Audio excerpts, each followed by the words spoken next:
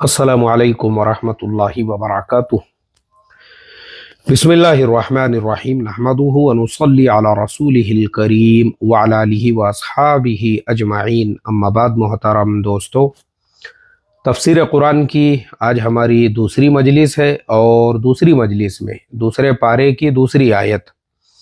اعوذ باللہ من الشیطان الرجیم، بسم اللہ الرحمن الرحیم، وَكَذَلِكَ جَعَلْنَاكُمْ أُمَّةً وَسَطًا لِتَكُونُوا شُهَدَاءَ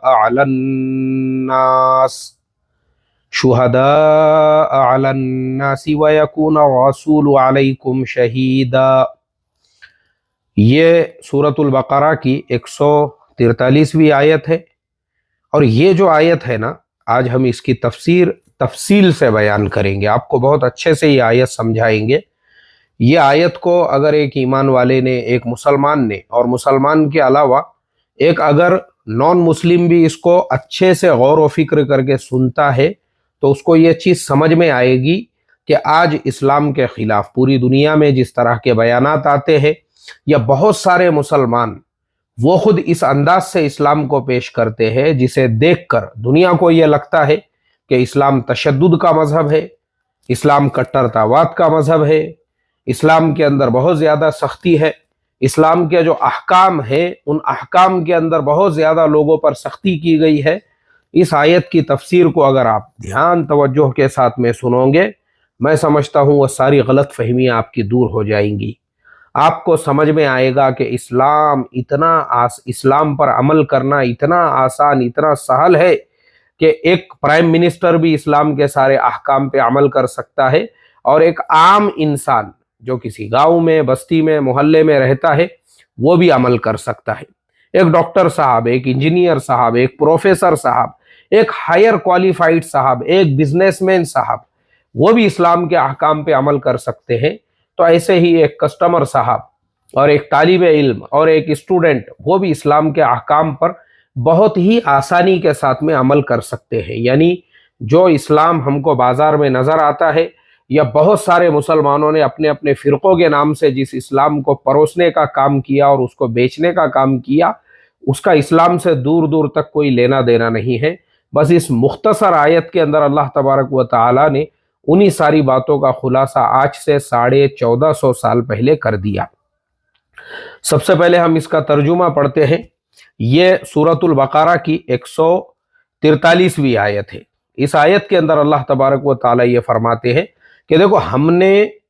تم کو مطلب مسلمانوں کو خطاب کر کے کہا جا رہا ہے کہ اے مسلمانوں، ہم نے تم کو ایک اعتدال والی امت بنایا ہے۔ اعتدال کہتے ہیں بیلنس کو۔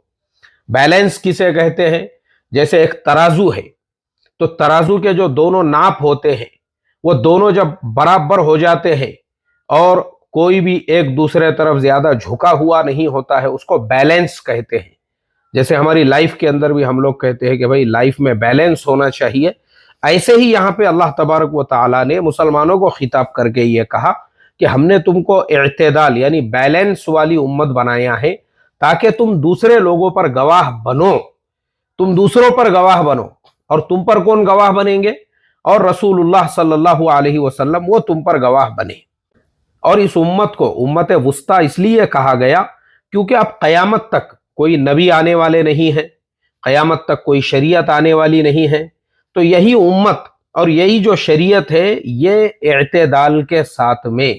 نہ اس شریعت کے اندر پچھلے انبیاء علیہم السلام کے شریعتوں کی طرح سے غلو ہے، نہ مبالغہ آرائی ہے، اور نہ ہی بعض انبیاء علیہم السلام کے شریعتوں کی طرح سے اس میں اتنی زیادہ نرمی ہے، اتنا زیادہ اس کے اندر کے لوگوں نے اپنی طرف سے ان کی شریعتوں کو بدل کے رکھ دیا۔ تو آج جو ہے نا، ہم ایک ایک پوائنٹ کے اوپر بات کریں گے کہ ہماری جو شریعت ہے، اس شریعت کے اندر اعتدال ہر لائن سے، ہر اعتبار سے کیسے ہے، بیلنس کس طریقے سے ہے۔ تو اس میں سب سے پہلا جو پوائنٹ آتا ہے وہ ہے عقیدے کا، یعنی جو عقائد ہوتے ہیں، عقائد، ہمارے جو عقائد ہے، اس امت محمدیہ کے جو عقائد ہے، ان میں اعتدال کیسے ہے۔ تو اگر آپ سب سے پہلے اعتقادی اور نظری اعتدال کو لے لیجئے، تو پچھلی امتوں میں ایک طرف تو یہ نظر آئے گا کہ اللہ کے رسولوں کو اس کا بیٹا بنا لیا، ان کی عبادت اور پرستش کرنے لگے۔ ابھی جیسے کل ہم نے پہلے پارے کی تفسیر بیان کی ہے، اسی میں یہ آیت ہے کہ وقالت الیہود لیست النصارى علی شیء، وقالت النصارى لیست الیہود علی شیء۔ یہود اور نصارہ دونوں ایک دوسرے سے جھگڑتے تھے، دونوں ایک دوسرے سے مناظرہ کرتے تھے۔ اللہ کے نبی صلی اللہ علیہ وسلم کے زمانے میں چونکہ مدینۃ المنورہ میں یہودی تھے اور نجران کے جو عیسائی ہے جب وہ مدینۃ المنورہ آئے تو ان میں مناظرے شروع ہو گئے۔ وجہ کیا تھی؟ کیونکہ یہودیوں نے بھی وقالت الیہود عزیر ابن اللہ، انہوں نے حضرت عزیر علیہ السلام کو اللہ کا بیٹا بنایا۔ وقالت النصارى المسیح ابن اللہ، اور نصارہ نے جو ہے وہ حضرت عیسیٰ علیہ السلام کو اللہ کا بیٹا بنایا۔ اب دیکھو ان کی منافقت، دیکھو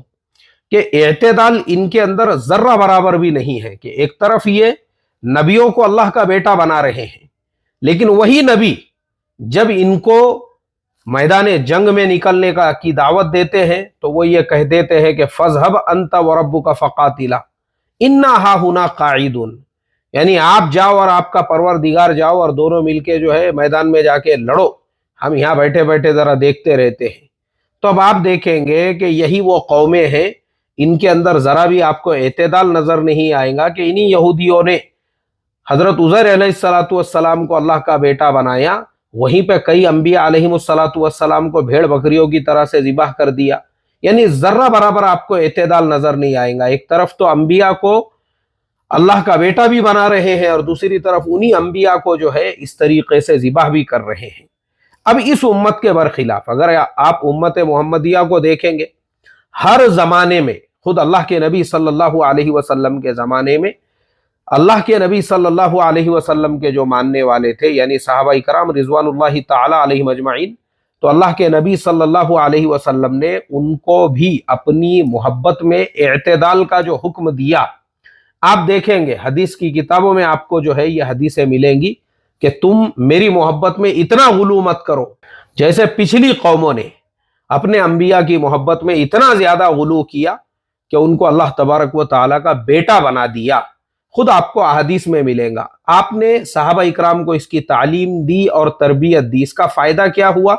کہ صحابہ اکرام رضوان اللہ تعالی علیہم اجمعین کی اللہ کے نبی صلی اللہ علیہ وسلم سے جو محبت تھی، پھر اس کے اندر اعتدال تھا۔ اعتدال کیسے تھا کہ جب کبھی ضرورت پڑتی اور اللہ کے نبی صلی اللہ علیہ وسلم اعلان کر دیتے، یہی صحابہ اکرام بے سر و سامانی کے حالت میں،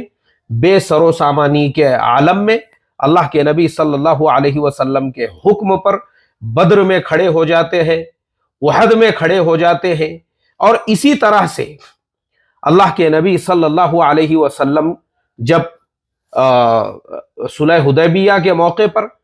کلی کرتے ہیں تو آپ کے کلی کے پانی کو اپنے بدن کے اوپر تبرک کے طور پہ ملتے ہیں برکت کے لیے، آپ کا ایک بال بھی زمین کے اوپر گرنے نہیں دیتے ہیں۔ دیکھو دونوں اعتدال، ایک طرف عشق اور محبت میں بھی اعتدال ہے اور دوسری طرف اللہ کے نبی صلی اللہ علیہ وسلم کے حکم پہ مر مٹنے کے لیے بھی تیار ہے۔ تو دیکھو اسے کہتے ہیں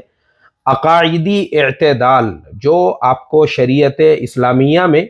اور اس امت محمدیہ جو قرآن میں اللہ تبارک و تعالیٰ نے کہا وہ اسی لیے کہ ہمارے یہاں اعتدال ہے، ہمارے یہاں پر پچھلی قوموں کی طرح سے غلو نہیں ہے۔ اب چلیے دوسرا جو پوائنٹ ہے وہ ہے عمل اور عبادات میں اعتدال، یعنی اس امت کے جو اعمال ہے اور جو عبادات ہے۔ اعتقاد کے بعد عمل اور عبادات کا نمبر ہے، اس میں ملاحظہ فرمائیں پچھلی امتوں میں ایک طرف تو یہ نظر آئے گا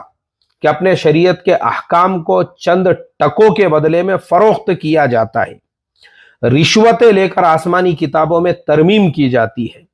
یا غلط فتوے دیے جاتے ہیں اور طرح طرح کے ہیلے بہانے کر کے شرعی احکام کو بدلا جاتا ہے، عبادت سے پیچھا چھڑایا جاتا ہے۔ دوسری طرف عبادت خانوں میں آپ کو ایسے لوگ نظر آئیں گے جنہوں نے ترک دنیا کر کے رہبانیت اختیار کر لی اور وہ خدا کی دی ہوئی حلال نعمتوں سے بھی اپنے آپ کو محروم رکھتے اور سختیاں جھیلنے کو ہی عبادت اور ثواب سمجھتے ہیں۔ اب دیکھو کتنی پوائنٹڈ یہ بات ہے، میں آپ کو تھوڑا سا کلیئر کر کے بتاتا ہوں۔ یہ ساری باتیں جو ہے نا یہ نصرانیت کے بارے میں بیان کی جا رہی ہے یہاں پہ، جیسے پچھلی امت ہے، کیونکہ وہ پچھلی امت تھی۔ اب آپ دیکھو نصرانیت کے اندر ان کے یہاں پہ کیا ہوتا ہے، ایک طرف تو انہوں نے نماز ان کے اوپر بھی فرض تھی،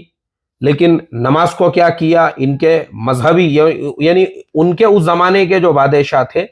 انہوں نے چرچ کے اوپر پریشرائز کیا کہ بھائی ہم نماز نہیں پڑھ سکتے ہیں،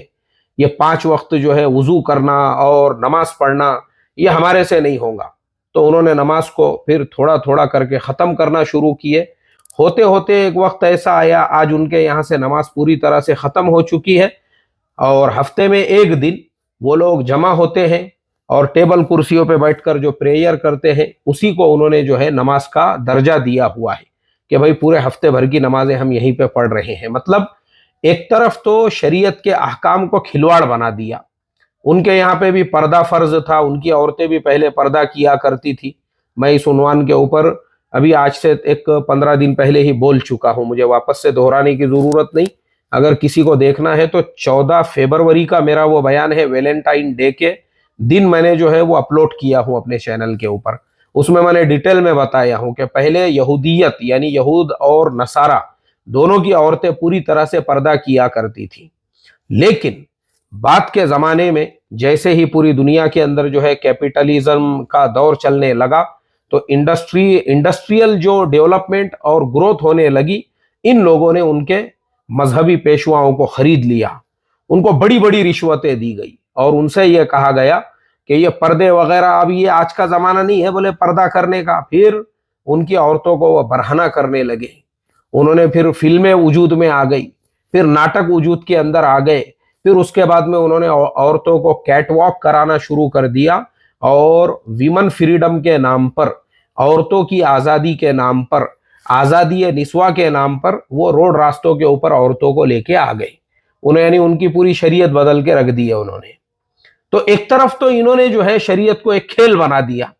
اور وہیں پہ اسی مذہب کے اندر اگر آپ دیکھو گے تو ایک دوسرا شعبہ ہے رہبانیت والا، کہ ایک عورت جو ہے وہ اپنی پوری زندگی، اس کو ابھی شادی نہیں کرنا ہے بولے میں نے اپنے آپ کو وقف کر دیا مذہب کے نام پر، اور وہ 24 گھنٹے جو ہے مذہب کے لیے وقف ہو چکی ہے۔ ایک مرد جو ہے وہ 24 گھنٹے مذہب کے نام پہ وقف ہو چکا ہے، اب وہ شادی نہیں کر سکتا، وہ عام انسانوں کے جیسی زندگی نہیں گزار سکتا، وہ کاروبار نہیں کر سکتا،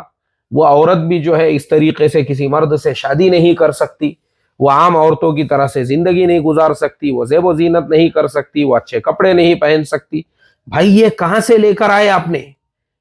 اتنا تمہارے مذہب کے اندر تضاد ہے، اتنا ایک طرف جو ہے افراط ہے اور دوسری طرف تفریط ہے، کہ ایک طرف تم نے جو ہے عورتوں کو برہنہ کر دیا، روڈ راستوں پہ لے کر آ گئے، اور دوسری طرف وہی عورت جو ہے ایک طرف اپنی پوری زندگی جو ہے وقف کر رہی ہے مذہب کے نام پر۔ تو اسی لیے اب آپ اسلام کے اوپر آئیے، امت محمدیہ کو جو امت وسطیٰ کہا گیا، امت محمدیہ نے اس کے خلاف آپ دیکھیں گے ایک طرف رہبانیت کو اسلام پر ظلم قرار دیا۔ اب آپ اللہ کے نبی صلی اللہ علیہ وسلم کی حدیثوں میں ہے لا رہبانیتن فی الاسلام، اسلام میں رہبانیت کے لیے کوئی جگہ نہیں ہے۔ دوسری طرف احکام خدا اور رسول پر مر مٹنے کا جذبہ پیدا کیا کہ بھائی جو اللہ کے احکام ہے اور رسول اللہ صلی اللہ علیہ وسلم کی جو سنتیں ہیں اور ان کا طریقہ ہے، اسی لیے دیکھو قربان جاؤں اپنی کروڑوں جانوں کو اللہ کے نبی صلی اللہ علیہ وسلم کی ذات مقدسہ اور شریعت اسلامیہ کے احکام پر۔ آپ دیکھو ہمارے یہاں پہ آج بھی 1450 سال پہلے اگر 2 رکعت نماز فجر کی پڑھی جاتی تھی، آج بھی جو ہے جتنے بھی مسلمانوں میں بھی بہت فرقے ہیں، جتنے بھی فرقے ہیں، اور ہر فرقوں کے کتنے بھی فرقے ہونے دو، ہر جگہ پہ آپ کو 2 رکعت ہی ملے گی۔ ظہر کی 4 تھی، ہر جگہ پہ آپ کو ظہر کی 4 رکعت ہی فرض ملے گی، اور ہر ایک کے یہاں پہ 5 وقت کی نماز فرض ہے۔ ایسا نہیں ہے کہ فرقے اتنے ہو گئے تو کسی نے نماز پڑھنا چھوڑ دیا ہوگا، نہیں، سب لوگ جو ہے ہر فرقے والا بھی حضرت محمد صلی اللہ علیہ وسلم کو جو نبی مانتا ہے اس کے یہاں پہ 5 وقت نماز پڑھی جاتی ہے۔ تو آپ دیکھو اللہ کے نبی صلی اللہ علیہ وسلم کی شریعت میں اگر آپ دیکھو گے وہ سارے احکام پہ آج بھی عمل ہو رہا ہے۔ عید کی نماز بھی جو ہے اسی ترتیب سے پوری دنیا میں ہو رہی ہے۔ बकर ईद के मौके पे जिस तरह से कुर्बानी का हुक्म दिया गया वो वैसे ही हो रहा है। रमज़ान के अंदर रोज़े, अच्छा मैं रोज़े बताना भूल गया आप लोगों को, ये रोज़े भी जो है ना, रोज़े ये यहूदियों के ऊपर भी फ़र्ज़ है, इसीलिए रोज़े के का अभी मैं आगे उसकी तफसीर लेने वाला हुआ है आज हमारे इसके अंदर। उसके अंदर अल्लाह ने क्या फरमाया, कुतिबा अलैकुमुस सियाम कमा कुतिबा अलल लदीना मिन क़ब्लिकुम। कमा कुतिबा का क्या मतलब है, अलल लदीना मिन क़ब्लिकुम यानी तुमसे पहले जो उम्मतें थी। तो असल में इस्लाम के जितने अहकाम है ना, ये सब अपग्रेडेड है। ये सारे अहकाम आपको यहूदियत में भी मिलेंगे, सारे अहकाम आपको जो है नसरानियत में भी मिलेंगे, लेकिन इस्लाम के अंदर अल्लाह के नबी सल्लल्लाहु अलैहि वसल्लम की शरीयत में अल्लाह ताला ने यही सारे अहकाम को उम्मत वुस्ता कहा, और पूरे इत्तेदाल के साथ में। तो रोजे उन पर भी फर्ज थे, लेकिन मुझे बताओ आज कौन रोजे रखता है पिछली उम्मतों में। लेकिन माशाअल्लाह आज मुसलमानों की ये शान है कि छोटे छोटे बच्चे रोजे रखते हैं, 6 साल 7 साल 8 साल के बच्चे रोजे रख रहे हैं, बुढ़े लोग रोजे रख रहे हैं, 100 साल से ऊपर उम्र हो चुकी है माशाअल्लाह, ऐसे लोग भी नजर आ जाते हैं जो रोजे रख रहे हैं। तो ये इस्लाम की एक खुसूसियत है ये, कि जो अल्लाह और उसके रसूल के अहकाम हैं आज भी अमल हो रहा है। तरावीह की नमाज मैं देखता हूँ मेरे घर के सामने जो है, यहाँ लोग मैदान में नमाज पढ़ते हैं, उनको मस्जिदें चूंकि भरी हुई होती है, तो हमारे यहाँ पे लोग शादी खानों में भी जो नमाज पढ़ते हैं, बाहर तक पूरा मैदान भरा हुआ है, यानी वो प्राइवेट मैदान है, किसी की पर्सनल प्रॉपर यानी गवर्नमेंट की प्रॉपर्टी नहीं है, वो जिसकी प्रॉपर्टी है उसने वक्फ किया नमाज के लिए रमजान में, भाई पढ़ो नमाज। तो मैं देखता हूं वहां जगह नहीं है। तो ऐसे ही शरीयत के आप सारे अहकाम देख लो, जैसे निकाह है, अब अगर आप निकाह को देखोगे, जो ईजाब व कबूल, जो खुतबा निकाह, जो महर अल्लाह के नबी सल्लल्लाहु अलैहि वसल्लम 1450 साल पहले हमको सिखा कर गए थे, आज भी उसी तरतीब से हर जमात, हर फिरका, हर थोड़ी थोड़ी तरतीब अलग है। जैसे मलेशिया वगैरह में दूल्हा दुल्हन दोनों मस्जिद के अंदर आके आमने सामने बैठ के इजाब व कबूल करते हैं। हमारे यहाँ पे जो है लोग वकील साहब और गवाह जो है ये इजाब के लिए जाते हैं, लेकिन तरतीब वही है, जब तक इजाब व कबूल नहीं होगा निकाह नहीं होगा। इसी तरीके से अल्लाह के नबी सल्लल्लाहु अलैहि वसल्लम की सीरत में अगर आप देखोगे, एक तरफ अल्लाह के नबी सल्लल्लाहु अलैहि वसल्लम तहज्जुद का पूरा एहतमाम कर रहे हैं, एक तरफ पूरी पूरी रात सजदे में गुजार रहे हैं, एक तरफ अल्लाह के नबी सल्लल्लाहु अलैहि वसल्लम अल्लाह के सामने आहवजारी कर रहे हैं, एक तरफ अल्लाह के नबी सल्लल्लाहु अलैहि वसल्लम दुनिया के बेसबाती पर तकरीर कर रहे हैं, सहाबा को समझा रहे हैं, और वही दूसरी तरफ अल्लाह के नबी सल्लल्लाहु अलैहि वसल्लम और उनके सहाबा दुश्मनों के मुकाबले पे मैदान जंग में खड़े हुए हैं, तीर और तलवारें लेकर। ये चीज आज के मुसलमान के समझने की है। हमारे यहाँ हमने इसमें गुलू क्या की है, एक पहलू को पकड़ ली है, बस इबादत वाला जो पहलू है उसमें इतना गुलू हो चुका है, हमारे यहाँ इतना गुलू हो चुका है, इशराक और चाश्त पे पूरा जोर है, अपनी हेल्थ पे हमारा कोई ध्यान नहीं है। जबकि अल्लाह के नबी सल्लल्लाहु अलैहि वसल्लम की उम्र मुबारक 63 साल थी, और विसाल से पहले आपके एक सहाबी ने दाढ़ी में के बाल शुमार किए तो सिर्फ 12 बाल सफेद हुए थे। आप सोचो कितने आप जो है जफाकश होंगे। तो इसीलिए जब सहाबा को ये चीजें आपने सिखलाई, तो आप देखो इत्तेदाल किसे कहते हैं। हजरत उमर फारूक रजी अल्लाह ताला अन्हु खुतबा दे रहे हैं, बदन के ऊपर जो है 12 पेवन का जुब्बा है, और वहीं पे कैसर व किसरा के जो तख्त व ताज है वो उसके मालिक बन गए हुए हैं, यानी इत्तेदाल इसे कहते हैं। एक तरफ कैसर व किसरा के तख्त व ताज के मालिक बनकर दिखा दिया, दियानत व सियासत में या दीन और दुनिया में कोई बैर नहीं है, मतलब दुनिया को यह दर्स दिया कि तुम नमाज के साथ, कुरान करीम की तिलावतों के साथ और मजहब को अपने साथ लेकर चलते हुए सियासत के मैदान में भी झंडे गाड़ सकते हो। मजहब सिर्फ मस्जिदों या खानकाहों के गोशों के लिए नहीं आया, बल्कि उसकी हुक्मरानी बाजारों और दफ्तरों पर भी है। यही पॉइंट आज के जमाने का हमारा जो है मुसलमान समझने को तैयार नहीं है। वजारतों और इमारतों पर भी है। इसने बादशाही में फकीरी और फकीरी में बादशाही सिखलाई है। ये इत्तेदाल है इस्लाम का, ये हमको मालूम नहीं है। अब हमारे यहाँ जो खानकाह के कोपचे में बैठ गया हुआ है, ढेरी जमीन को टच कर रही है, ایک دم نازک آپا جان کے جیسا میٹھے ماموں بن گئے ہوئے ہیں، تو انہوں نے اسلام سمجھ لیا خالی مسافوں کا مذہب، اسلام سمجھ لیا عطر کی بوتل رگڑنے کا مذہب، اسلام سمجھ لیا مٹھوں کا مذہب کے مٹھوں کے جیسے جو ہے بس سیر پہ سب دوپٹے اوڑے ہوئے طوطے بوکوڑ آپ کو سب نظر آئیں گے، انہوں نے اس کو اسلام سمجھ لیا۔ ایسے آدمی کو آپ بولو چلو بھائی میدان میں چلتے ہیں، ذرا 1-2 کلومیٹر تک جو ہے ہم لوگ دوڑ لگائیں گے، چلو کشتی کا ایک مقابلہ کرتے ہیں، چلو یہ بھی صحابہ کی سنت ہے، وہ کبھی بھی جو ہے اس چیز کے لیے تیار نہیں ہوگا، کیونکہ اس نے ایک شعبے کو پکڑ لیا۔ یہ ہے ہمارے زمانے کے وہ غلو کرنے والے جنہوں نے یہودیت اور نصرانیت والے راستے کو اختیار کیا کہ اسلام کے صرف ایک شعبے کو پکڑا ہوا ہے بس۔ اسی لیے ایسے لوگوں کی صحبت میں رہنے والوں کو لگتا ہے کہ اسلام مٹھوں کا مذہب ہے، اسلام کے اندر یہی ساری باتیں ہیں، جبکہ اسلام میں اعتدال ہے۔ اسلام آپ کو وزارتوں میں جانے کا حکم دیتا ہے، عمارتوں پر جانے کا حکم دیتا ہے۔ ہمارے صحابہ کی زندگی میں آپ دیکھو، بادشاہی میں فقیری آپ کو صحابہ اکرام کی زندگیوں میں ملیں گی، اور فقیری میں بادشاہی۔ لیکن اب چونکہ ہمارے زمانے کے اندر ہم نے جو ہے دوسرے مذہبوں کے مذہبی لوگوں سے متاثر ہو کر ایک عجیب طرح کا اسلام امت کے سامنے پیش کیا۔ امت کے ایک طبقے کو میں نے دیکھا 15-15 16-16 سال کے جو لونڈے پوٹے ہیں، ان میں بھی اتنی نزاکتیں آ گئی ہوئی ہے، شیروانی، دوپٹہ، آپا جان کے جیسا میٹھا پن۔ ارے بھائی تو اسلام کون سے اسلام پہ عمل کر رہا ہے؟ یہ شیروانیاں جو ہے نا، یہ اس کا اسلام سے دور دور تک تعلق نہیں ہے۔ یہ بھارت کے مسلمانوں کے منہ پہ تماچا ہے یہ شیروانی، یہ تمہارے زوال کی علامت اور نشانی ہے کہ تم جو ہے جوتے کھانے کے باوجود تمہارے ہاتھوں میں سے نوابیت چلی گئی، حکومتیں چلی گئی، اس کے باوجود کھجلی گئی نہیں تمہاری ابھی تک شیروانی پہننے کی۔ اسی لیے مجھے چڑ ہے یہ شیروانیوں سے، اور شیروانی پہننے والے ان کو لگتا ہے میں بہت بڑا ادیب لگتا ہوں گا، میں بہت بڑا علامہ لگتا ہوں گا جیسے شیروانی میں نے پہن لیا۔ تو یہ تمہارے منہ پہ کلنک ہے، کلنک تمہاری شیروانی۔ تم کو شرم آنا چاہیے شیروانی پہننے سے پہلے، جو اپنے آپ کو علامہ سمجھنے کے لیے شیروانی پہنتے ہو۔ اسلام سے دور دور تک یہ شیروانی کا کوئی لینا دینا نہیں ہے، یاد رکھو۔ ارے جفاکش بنو، جفاکش۔ اسلام اعتدال کا نام ہے، مٹھوں کے مذہب کا نام اسلام نہیں ہے، شیروانی پہننے والوں کے مذہب کا نام اسلام نہیں ہے،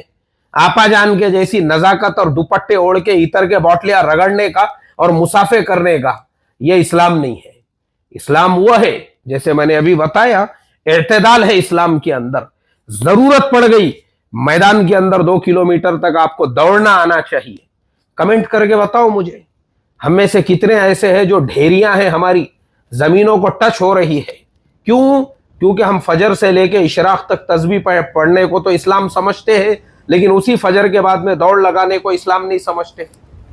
ڈھیریاں، ایسی ڈھیریاں کھا کھا کے جو ہے نا، ایسی ڈھیریاں پوری جو ہے زمین کو ٹچ کر رہی ہے۔ کیوں؟ کیونکہ فجر کے بعد میں تلاوت کرنے اور اشراق تک مسجد میں بیٹھنے کو تو ہم نے حج عمرے کا ثواب سمجھا ہوا ہے، لیکن اپنے جان کی حفاظت کے لیے اسی فجر کی نماز کے بعد صحت مند رہنے کے لیے دوڑنے کو، ورزش کرنے کو، ایکسرسائز کرنے کو، اس کو ہم نے اسلام نہیں سمجھا،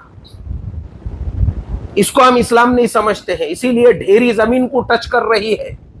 اسی لیے وجہ یہ ہے ہم کو ایک عجیب طرح کا اسلام بتایا گیا۔ تو اس کے لیے دیکھو اعتدال ضروری ہے، اعتدال۔ آگے معاشرتی اور تمدنی اعتدال، اس کے بعد معاشرت اور تمدن کو دیکھیے تو پچھلی امتوں میں آپ کو ایک طرف یہ بے اعتدالی دیکھیں گے کہ انسانی حقوق کی کوئی پرواہ نہیں ہے، حق ناحق کی کوئی بحث نہیں ہے، اپنی اغراض کے خلاف جس کو دیکھا اس کو کچل ڈالا، قتل کر دینا، لوٹ لینا، یہ سب سے بڑا کمال تھا وہ زمانے میں کہ کسی رئیس کی چراگاہ میں دوسرے کا اونٹ گھس گیا اور وہاں کچھ نقصان کر دیا، تو عرب کے اندر ایک جنگ ہوئی تھی جو مسلسل 100 سال تک چلتی رہی، ہزاروں انسانوں کا خون ہوا، عورتوں کو انسانی حقوق دینا تو کجا زندہ رہنے کی بھی اجازت نہیں دی جاتی تھی، کہیں بچپن میں ہی ان کو زندہ درگور کر دینے کی رسم تھی، تو کہیں مردہ شوہر کے ساتھ میں ان کو زندہ جلا دینے کا رواج تھا۔ اور وہیں پر دوسری طرف ان کی رحم دلی دیکھو کہ کیڑے مکوڑوں کو مارنے کو حرام سمجھنا، جانوروں کے ذبیحے کو حرام قرار دے دینا، خدا کے حلال کیے ہوئے جانوروں کے گوشت اور پوست سے نفع اٹھانے کو ظلم سمجھنا، امت محمدیہ اور اس کی شریعت نے ان سب بے اعتدالیوں کا خاتمہ کیا۔ ایک طرف انسان کو انسان کے حقوق بتلائے، ان کو صرف صلح و دوستی کے وقت بلکہ عین میدان جنگ میں مخالفین کے حقوق کی حفاظت سکھلائی، عورتوں کو مردوں کی طرح سے حقوق عطا فرمائے، دوسری طرف ہر چیز کی حد مقرر فرمائی جس سے آگے بڑھنے اور پیچھے رہنے کو جرم قرار دیا، اور اپنے حقوق میں معاملے میں درگزر عفو و چشم پوشی کا سبق سکھلایا، دوسرے کے حقوق کا پورا اہتمام کرنے کے آداب سکھلائے۔ اور اس کے بعد دنیا کی ہر قوم و ملت میں سب سے اہم مسئلہ معاشیات اور اقتصادیات کا ہے۔ اس میں بھی دوسری قوموں اور امتوں میں طرح طرح کی بے اعتدالیاں آپ کو نظر آئے گی۔ ایک طرف نظام سرمایہ داری ہے جس میں حلال اور حرام کی قیود سے اور دوسرے لوگوں کی خوشحالی یا بدحالی سے آنکھیں بند کر کے زیادہ سے زیادہ دولت جمع کر لینا سب سے بڑی انسانی فضیلت سمجھی جاتی ہے، تو دوسری طرف شخصی اور انفرادی ملکیت کو ہی سرے سے جرم قرار دیا جاتا ہے، اور غور کرنے سے دونوں اقتصادی نظاموں کا حاصل صرف مال اور دولت کی پرستش اور اس کو مقصد زندگی سمجھنا اور اس کے لیے دوڑ دھوپ کرنا ہے۔ یعنی یہ اشارہ جو ہے نا دنیا کے ان دونوں، ایک طرف جو ہے دنیا میں کیپیٹلسٹ اور دوسری طرف سوشلسٹ، جیسے پوری دنیا میں آج یہی دو نظام چل رہے ہیں، جہاں ایک طرف رشیا اور چائنا ہے تو یہاں پہ آپ کو سوشلسٹ والا سسٹم ملے گا، وہیں پہ امریکہ اور برٹن اور پورے یورپ میں جو ہے یہ کیپیٹلسٹ والا سسٹم آپ کو ملے گا۔ اور صرف یورپ اور امریکہ کی ہی بات نہیں ہے، ہمارے بھارت دیش میں بھی اگر آپ دیکھو گے، اب میں آپ کو جو آنکڑے بتاؤں گا آپ حیرت کرو گے کہ بھارت کی 90% جو دولت ہے وہ صرف 50 فیملیز کے پاس میں ہے۔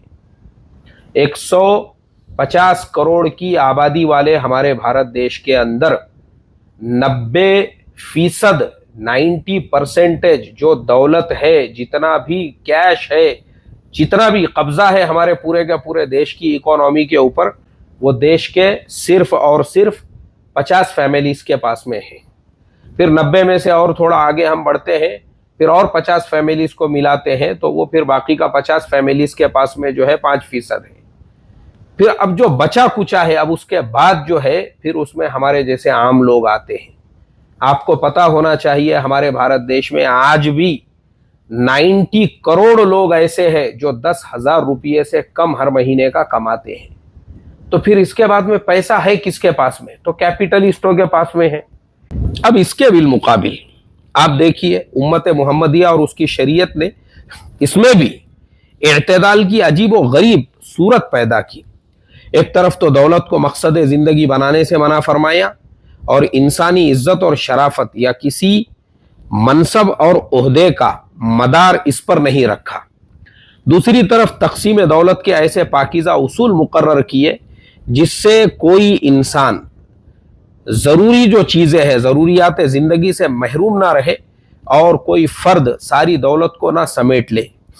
قابل اشتراک چیزوں کو مشترک اور وقف عام رکھا، مخصوص چیزوں میں انفرادی ملکیت کا مکمل احترام کیا، حلال مال کی فضیلت، اس کے رکھنے اور استعمال کرنے کا صحیح طریقہ بتلایا۔ اس کی تفصیل اس قدر طویل ہے کہ مستقل اس کو 2-3 گھنٹے کا بیان چاہیے۔ اس کو مختصر میں اگر آپ کو سمجھنا ہے تو دیکھو، آج ہمارے انڈیا سے سب سے زیادہ لوگ جن ملکوں کی طرف ہجرت کر رہے ہیں اس میں ہے عرب ملک، اور ہجرت کرنے والے بھی سب سے زیادہ نان مسلم آپ کو ملیں گے۔ ریزن کیا ہے؟ ان ملکوں میں کوئی ٹیکس نہیں ہے، دوسرے ان ملکوں میں کوئی بھوکا نہیں رہ سکتا ہے۔ خود میں نے ایک ویڈیو بنایا ہوں دبئی کے اندر، وہاں پر جو ہے ایک مال میں گیا تھا، وہاں پہ روٹی کا ATM ہے، روٹی کے ATM میں جا کے آپ بٹن دباتے ہیں، کھانے کا ایک باکس نکل جاتا ہے، پیٹ بھر کے کھاؤ، لیکن بھوکا ہمارے ملک میں کوئی بھی نہیں رہنا چاہیے۔ اس کے علاوہ ابھی رمضان کے مہینے میں آپ UAE یا اور دوسرے ملک ہے جیسے قطر ہے،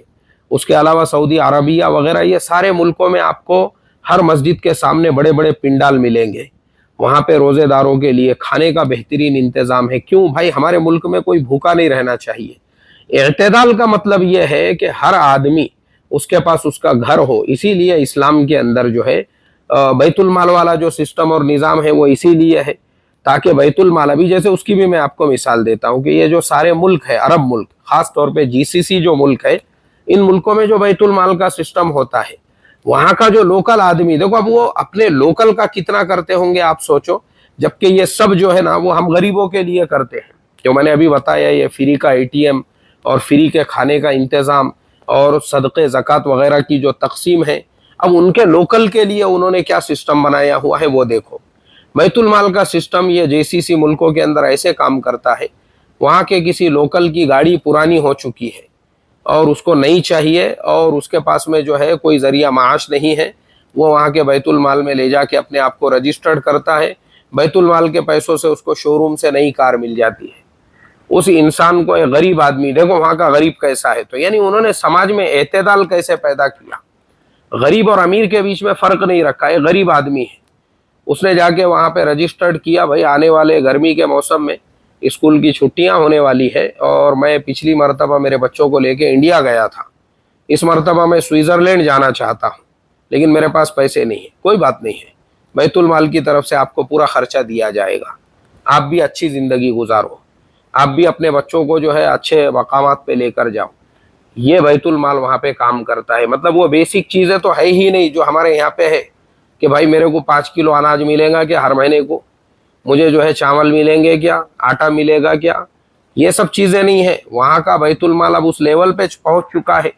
ایک آدمی بیت المال میں جا کر یہ کہتا ہے بھائی میرے گھٹنوں میں بہت درد ہے، یہاں علاج نہیں ہو رہا ہے، بیت المال کہتا ہے ٹھیک ہے تم جرمنی چلے جاؤ، وہاں پہ نی ریپلیسمنٹ کی سرجری کر کے آ جاؤ، یہ پیسے ہم دیتے تم کو ہماری طرف سے۔ یہ ہے اسلام کا نظام، اور یہ آج سے نہیں ہے، یہ نظام جو ہے اللہ کے نبی صلی اللہ علیہ وسلم اپنی زندگی میں ترتیب دے کر گئے اور پھر صحابہ اکرام نے اس کو امپلیمنٹ کیا۔ حضرت عمر فاروق رضی اللہ تعالیٰ عنہ نے اپنے زمانے خلافت کے اندر یہ سب چیزیں، بیواؤں کے وظیفے مقرر کیے گئے اور ریٹائرڈ جو آرمی جوان ہوتے ہیں ان کے وظیفے مقرر کیے گئے، بزرگوں کے لیے جو ہے نرادھار یوجنا ان کے زمانے میں شروع کی گئی، اور اسی طرح سے اماموں کے لیے تنخواہیں حضرت عمر فاروق رضی اللہ تعالیٰ عنہ کے زمانے میں متعین کی گئی، گھروں کا سسٹم ان کے زمانے میں، وہ سب چیزیں آج تک عربوں نے باقی رکھی ہوئی ہے۔ اسی لیے رحمت و برکتوں کی ایسی بارش وہاں پہ ہو رہی ہے۔ تو اس کے لیے دیکھو یہ پورا میں نے جو آپ کو بتایا ہوں یہ ہے اعتدال۔ اعتدال کے ساتھ میں چلو، اسلام سے پیارا اور اچھا مذہب آپ کو پوری دنیا میں کوئی نہیں ملے گا۔ السلام علیکم ورحمۃ اللہ وبرکاتہ۔